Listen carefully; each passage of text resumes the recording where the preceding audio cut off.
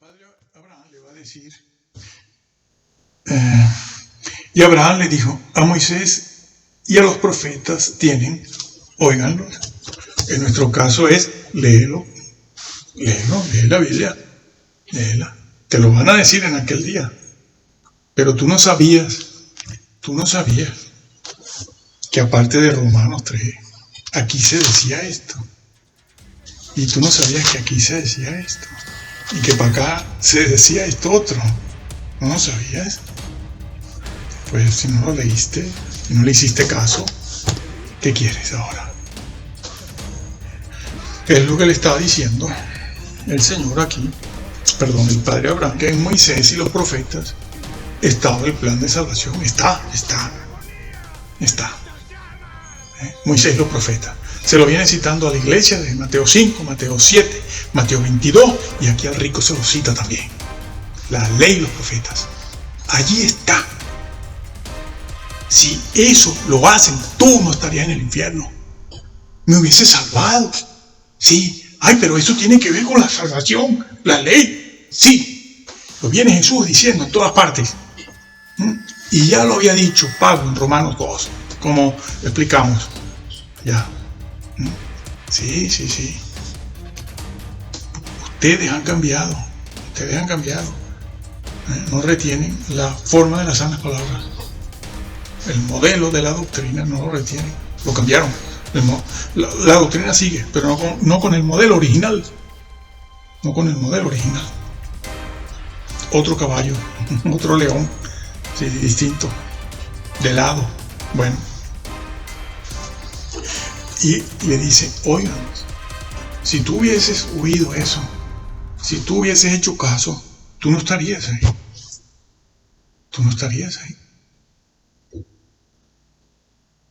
¿Por qué? Porque si esa labor de compilar los manuscritos griegos le hubiese tocado a estos otros dos señores, en nuestras Biblias no estarían esos libros. Porque claro, los tuvieron que incluir porque el señor Erasmo se los dio. Pero ¿y si lo hubiesen tenido que hacer? La labor que hizo Erasmo lo hubieran tenido que hacer estos otros. Dicen, no, que ese manuscrito, el manuscrito que a los hebreos, eso es para los hebreos. Aquí no va eso. Eso no es de Pablo, no es teología de Pablo, que era el problema. Santiago no habla del Señor Jesús, Santiago no habla de la salvación, sino salvación justificada por las obras. Nada más interesa. Y hubieran quitado, a lo mejor, eso solo lo sabe Dios en su omnisciencia. Pero a lo mejor lo hubieran quitado, o alguno de ellos, si no los cuatro, alguno. El de Hebreo casi seguro. Y nos hubiéramos quedado sin saber la grandeza de Jesús, como ya les he explicado. Menos mal, Señor. Tenemos esos libros aquí y en el orden que debemos tenerlos. Más o menos. Así que eso ha sido así.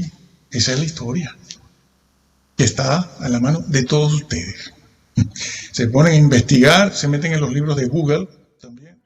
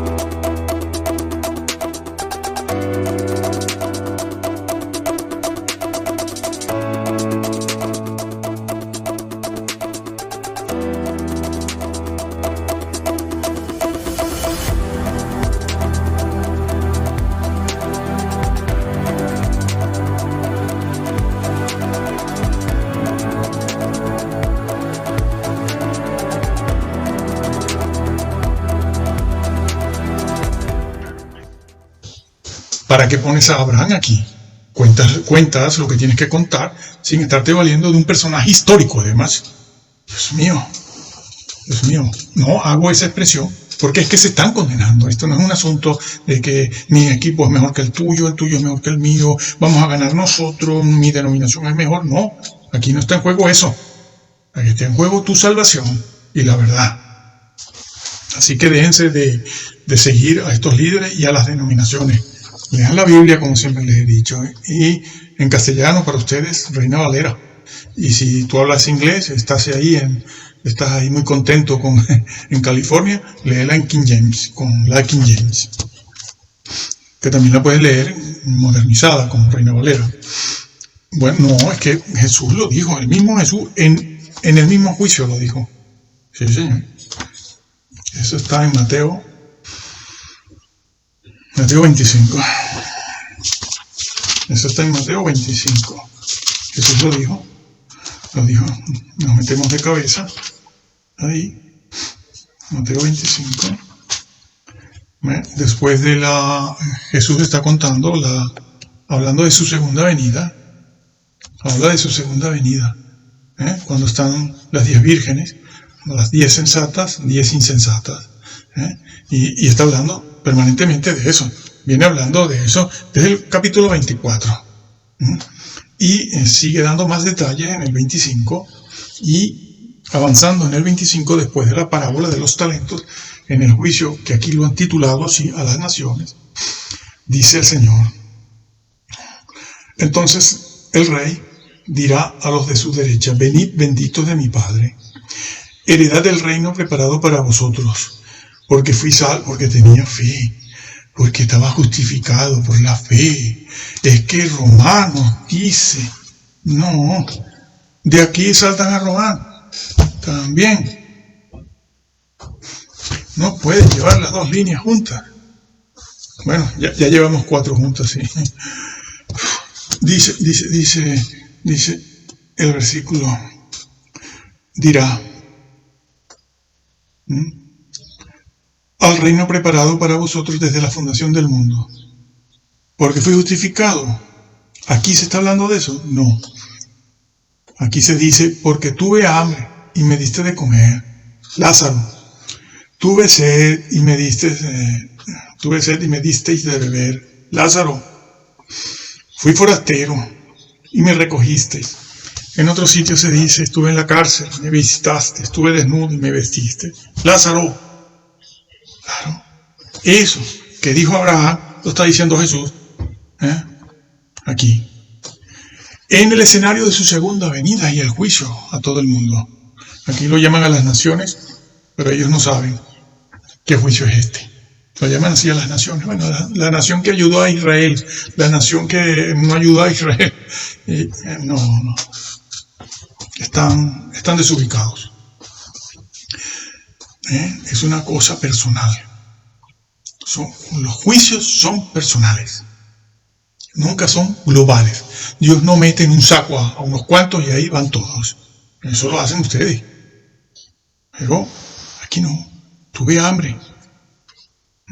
La limosna. Tu justicia tiene que ser mayor que la de estos. Tuve sed. Y eso está repartido por toda la Biblia. Toda. Porque de paso, termino diciendo que la expresión esa, Moisés, pone a Moisés la ley moral, pero dice profetas. ¿Por qué profetas? Los profetas no los confundan con los sacerdotes, ni los levitas, ni los reyes, ni los soldados. Era una clase muy especial, muy apartada, muy consagrada, eso que ustedes llaman santurrones. No, yo no soy santurrón. Yo no quiero que me confundan con los santurrones. Yo soy como el mundo, dicen. Han llegado a decir eso. Dice, sí, no quiero que me vean como un bicho raro. Pues si no eres un bicho raro, no entras. Porque los bichos raros sabemos lo que tú quieres decir con eso, ¿no? Los santos, los piadosos, los que no practican esto, ni van allá, ni van aquí, ni tienen este tipo de amistad, ni están viendo esto calladitos, escondidos. Son bichos raros. No. Si tú no eres un bicho raro, tú no entras, ya te lo digo. Porque los profetas eran bichos raros. Los bichos raros. ¿Y cuál era el mensaje, cuál era la función de un profeta? Llamar al arrepentimiento. Más nada, no había otra cosa. El profeta no sacrifica corderos. El profeta no está enseñando con el sacerdote la ley allí en el tabernáculo o donde en la casa del rey también, sí. El profeta tenía varias cosas que hacer, incluso podía copiar un documento. Dos documentos del Antiguo Testamento que nos han llegado. Pero la misión básica primera de un profeta era bajar de la aldea o la cueva donde estaba. Tenía familia, eran personas con familia. Y el que tenía familia, tenía familia.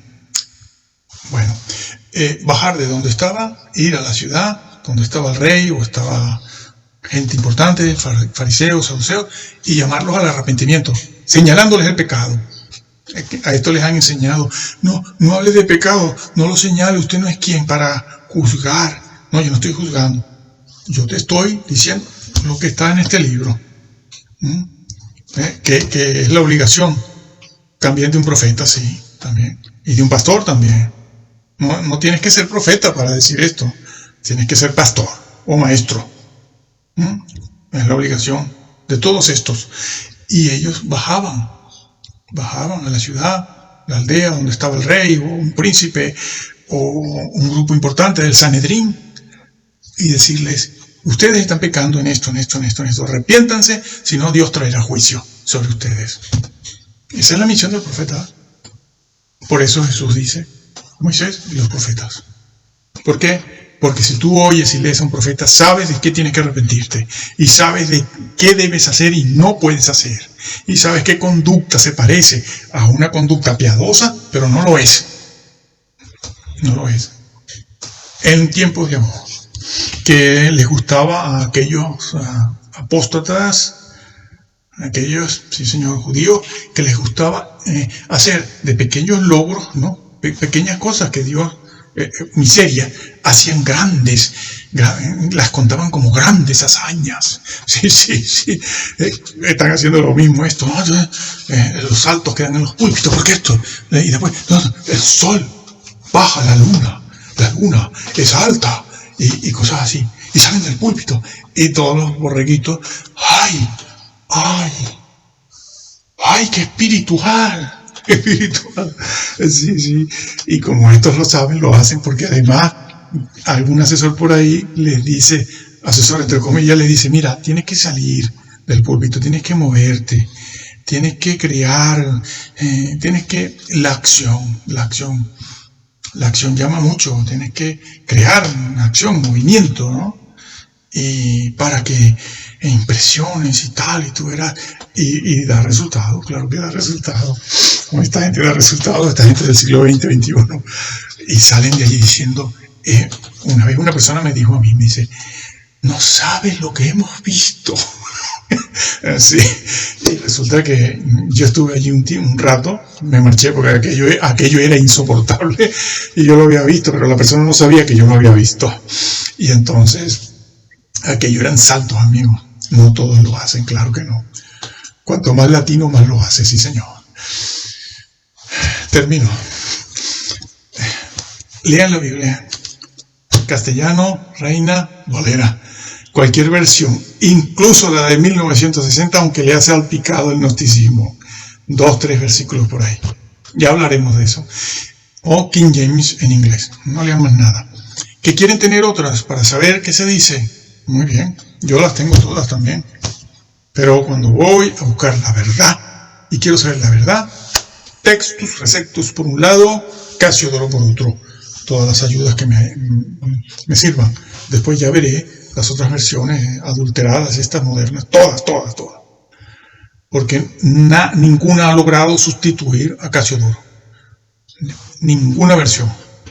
Y si puede ser la de 1909, que también hay una cosita, y si no, 1862, la del 65, hay dos. Una creo que fue en Inglaterra, la otra por acá. Y que el Señor le bendiga mucho. Y prepárense porque esto se pone muy malo, porque hemos llegado al fin ya. ¿Por qué lo cambia? Si cumples con el decálogo, si cumples con la ley y los profetas, entonces estás cumpliendo con el primer y segundo mandamiento. ¿Y por qué los profetas? Porque la misión de los profetas fue una. No lo confundan con los sacerdotes y los levitas, porque por lo general el profeta era profeta, aunque hubieron algunos sacerdotes que fueron profetas, como el Bautista. De padre Zacarías era sacerdote, pero su hijo, además de sacerdote, era profeta, pero ejerció como profeta, no como sacerdote. Entonces, ¿por qué profetas? Porque el profeta vivía separado, no aislado, pero separado de Israel. ¿Por qué? Por los pecados, claro. No se contagiaba. A él no lo minaban, moralmente no lo minaban. Es lo que pasa con todas estas personas, claro. Sí. Como ya son salvas, pues, se meten en el mundo, saltan, bailan, tienen celebraciones. En esas celebraciones a veces hay droga y hay otras cositas que vienen después de la celebración. Ya no hace falta decirlo, todos sabemos lo que hay. Y el profeta vivía separado, no aislado. ¿Y qué hacía el profeta? ¿No sacrificaba corderos? No, ¿y para qué? No estaba allí en el palacio. Hubieron algunos profetas como Isaías que eran de palacio, pero Amós no, ni Miqueas, y otros tampoco, eran de pueblo, de aldea, de chozas. ¿Y qué hacía el profeta? Iba a la ciudad donde estaba el rey y le decía al rey, a todos sus súbditos, arrepentíos, arrepiéntanse para que se salven. Eso era todo. Y de paso, pues denunciaban lo que estaba mal. Este es un borracho, aquel es un bebedor, estas son las vacas de Basán, estos son los reposados de Sión, estos son los que viven de las pobres victorias del pasado, como decíamos, o Miqueas, ¿no? Dice, el Señor quejándose, dice, estos son los que se la pasan recordando algunas supuestas victorias pasadas, miserias, para decir que son los benditos de Yahvé. Eso está, búscalo, sí. Creo que, o es Amós o es Miqueas, yo creo que es Amós. Es muy conocido de paso, ¿no? Y esa era la misión del profeta, llamando al arrepentimiento permanentemente, no hacían otra cosa. Por eso el Señor dice a Moisés, la ley, ese amor a Dios, de eso pende la ley y los profetas. Y le han enseñado que no, pero si lo tienes clarísimo aquí, ¿qué hace con ese versículo? Incluso hemos visto a este señor que falleció. Yo, la verdad, es que ya no sé qué decir. Porque esto no es solo propio de los calvinistas. Es propio, todo esto que estamos viendo lo creen y lo practican los calvinistas, los que no son calvinistas. Ya hay en este momento mesiánicos que son también de la predestinación y que creen estas cosas así. Los grupos libres, que han salido grupitos de esas denominaciones, han salido grupos divididos y ellos mismos montan su negocio y ya no son ni lo uno ni lo otro, sino ellos mismos, pero tienen esa doctrina que heredaron de allí. Y algunos son ruselistas, y este otro grupo salieron de los adventistas, y los otros salieron de los mormones, y los otros de los grupitos, todos libres, ya no pertenecen a ninguna denominación, sino a sí mismos, pero creen, todas estas cosas las creen así, porque son las que aprendieron en su momento. Ya en Lucas 16, cuando habló del rico Egulón, el rico y Lázaro, la usó allí. La frase la puso Jesús, que es el que está contando esa historia, en la boca de Abraham. Porque Abraham conocía el método de salvación, que es para todos igual. Aquí se ve que Jesús le aplica la ley y los profetas pues, a sus oyentes, a todos, a sus discípulos que forman parte de la iglesia, allí la antesala de la iglesia, y a todo el que le pregunte. Y eso de la ley, el primer mandamiento, no van a decir que es cosa de judíos también, que es lo que dicen. Pero es que eso del primer mandamiento, amar a Dios y al prójimo, no es cosa de judíos, es cosa del creyente, sea judío o no. Y Jesús la vincula a la ley, porque ese vocablo, pende, es nuestra palabra depender. Es esto, una cosa pende de la otra. No tengo por aquí algo, las gafas estas, los lentes, mira, los lentes están penden, ¿no? Cuelgan, sinónimo, cuelgan. ¿Es eso? No es otra cosa. Cumple la ley y ahí estarás amando a Dios y estarás amando al prójimo. En ninguna parte de la Biblia ni lo verán en los padres de la iglesia, padres apostólicos. Falsa conversión. Eso nace a partir del siglo XVI. A partir del siglo XVI nace eso. Esas frases van naciendo poco a poco. Se van elaborando poco a poco del siglo XVI hacia acá, hacia el siglo XX. ¿No? Los comentaristas, los que van estudiando, los que van leyendo, pues les parece, van siguiendo a los otros y entonces van elaborando los comentarios, van elaborando eso. Incluso hemos visto que alguna traducción interlineal la han hecho en base a lo que dijo Matthew Henry. No, es que entonces tú no estás obedeciendo a Matthew Henry. ¿Quién es Matthew Henry? Bueno, claro que lo sé. Si no, no podría hablar. Escribió muchísimo. Pero no es Matthew Henry. Es lo que está aquí. Y se ha de escribir en base a lo que está aquí. Y el interlineal ese de poner palabras a un costado es según lo que está aquí. Y menos mal, termino con esto, que el señor Erasmo, difamado, como hicieron con Casiodoro, fue el que elaboró, el que compiló los manuscritos griegos, ¿no? Él empezó esa labor, otros siguieron, Scrivener, Beza y, bueno, hoy en día Robertson. Entonces, él empezó esa labor, el señor Erasmo, pero él falleció con 69, 70 años. Y la labor de compilar, de buscar, de mejorar, de buscar manuscritos que reflejasen el original, que es una investigación que hay que estar preparadito para eso, porque no sirve hacer un cursito de griego solamente, de griego 1, griego 2, 3 y 4, ya, que es lo que hacen todos estos, que van poniendo canales y hablando de los manuscritos, lo que sí, lo que no, una pifia completa. No son especialistas ni gramáticos. No conocen el latín, no conocen el hebreo, y no conocen el arameo, y no conocen otras cosas. Bueno, entonces, bueno, así es lo que dicen. No necesito conocer. No, claro que lo necesitas. Por eso vas engañando, porque los demás saben menos que tú, pero por aquí no puedes pasar, porque te ponemos en evidencia rápido. Entonces, ¿qué pasa? Pasa eso, que el señor Erasmo fue el que compiló los manuscritos griegos e incluyó eso que rechazaron. El libro a los hebreos, el señor Erasmo y compañía incluyeron Segunda de Pedro, Segunda y Tercera de Juan y también Apocalipsis. Bueno, que estaba incluido ya desde la primera edición, ¿no? Pero es por explicarlo.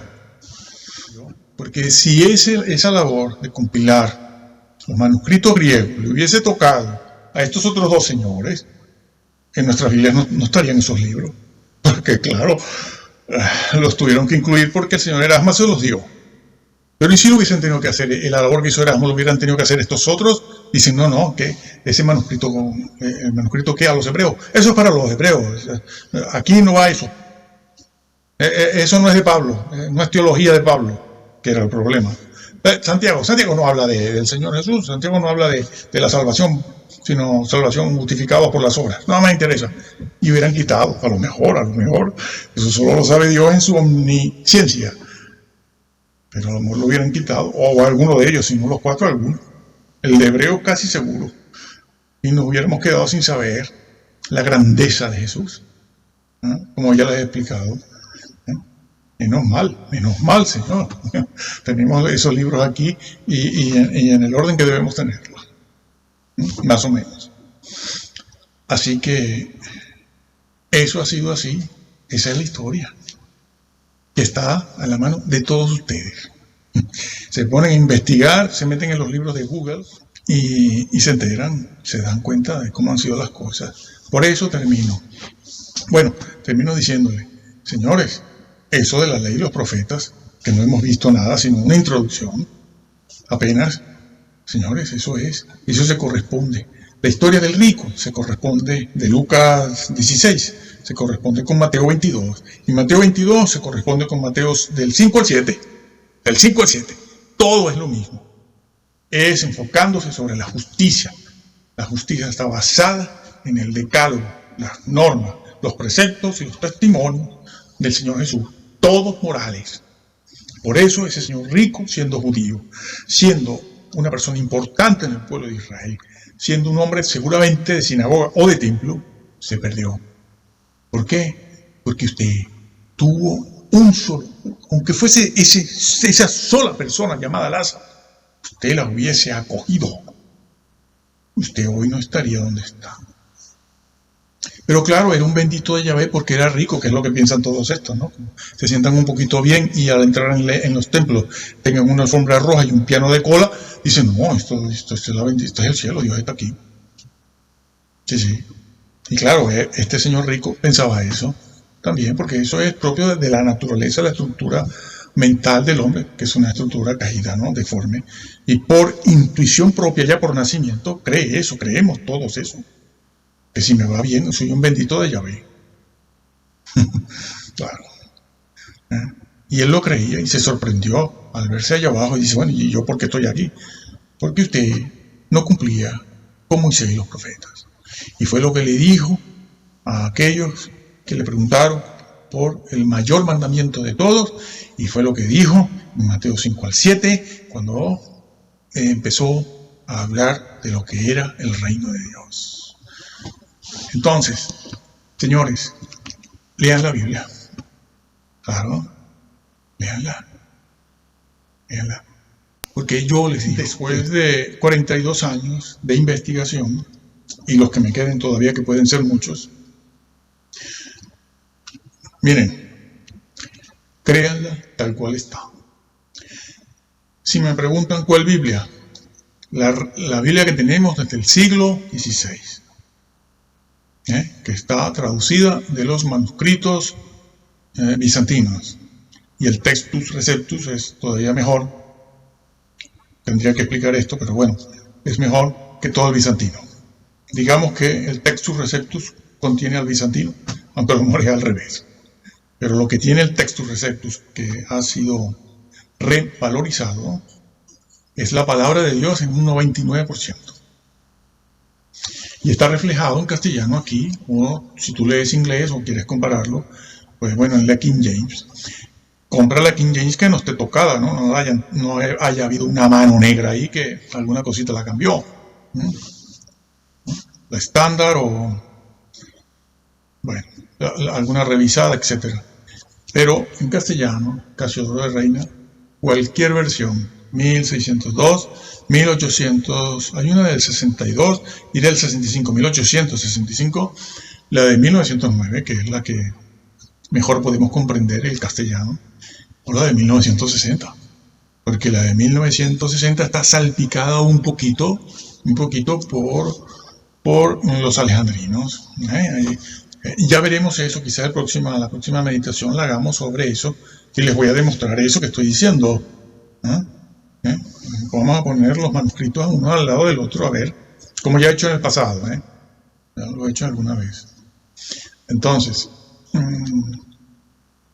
el Reina Valera, 1960. Las demás, bueno, yo siempre digo, mire, tenga la Biblia que pueda tener, para que usted vea en su casa, no en la iglesia. En la iglesia se ha de leer esta. En su casa usted puede tener otras para estudiar y también para ver cómo se deforma la doctrina. Ya hablaré de el peligro que hay en estos manuscritos que han borrado y han quitado, han puesto, y que dicen, bueno, pero no importa porque la doctrina no cambia. Cambia. Yo te lo puedo demostrar. Además que estás borrando evidencias. El diablo es muy astuto y tú estás siendo la pluma mentirosa del diablo. Cizaña. cizaña, serás juzgado por esto, sabiendo que el Señor lo dijo y que el Señor se quejó a través de los profetas de aquellos escribas, masoretas. No digan eso, porque en el Antiguo Testamento no había masoretas. La pluma mentirosa que inventa, incluso eso está en Jeremías, búsquenlo. El Señor siempre se ha quejado de esas personas. Dios no va a impedir que eso pase, que es la otra cosa que siempre dicen. Dicen, bueno, Dios ya se encargará de... No, es tu responsabilidad, es tuya. Por eso estamos como estamos ahora, en esta apostasía, Biblias por aquí, Biblias por allá, Biblias por el otro lado, doctrinas así, doctrinas acá. Y lo que hicieron en el siglo II, III, borrando y quitando, es lo que han hecho estos, con poner al lado de ese vocablo, poner ahí, alzar. Has cambiado la doctrina del Nuevo Testamento, toda, con una sola palabra. Y tus seguidores. La has cambiado toda la doctrina. Has tenido que cambiar el versículo 6 y resulta que ese versículo 6 está esparcido por todo el Nuevo Testamento. Y si tú cambias ese versículo, el significado en el Nuevo Testamento, tienes que cambiarme también aquello a lo que esos versículos en otras páginas de la Biblia, tienes que cambiar a lo que esos versículos se refieren. Como por ejemplo las bodas. Mateo 22 también, ¿no? Tienes que cambiarlo. Y si me cambias eso, entonces no me puedes echar a las tinieblas de afuera aquel señor que el Señor sorprendió dentro de las bodas y le dijo, ¿qué haces tú aquí? ¿Qué haces tú aquí? Sáquenlo de aquí. Y tiene esa misma expresión, échenlos a las tinieblas de afuera, lloro y crujir de dientes. Pero claro, si eso no es sino disciplina, entonces ¿qué estás haciendo, Señor? Cambiaron el mensaje. Cambiaron el mensaje. Bueno, cada quien es responsable. Nosotros le estamos diciendo la verdad y eso es fácilmente corroborable. Y aquí hay muchos vídeos donde hay que poner unas palabras, poner el texto, poner eso. Porque esto es y el de hebreo es una introducción. Bueno, lea la Biblia tal cual, créala tal cual. Se va a equivocar menos que si va siguiendo las doctrinas de todos estos señores. Y que el Señor les bendiga.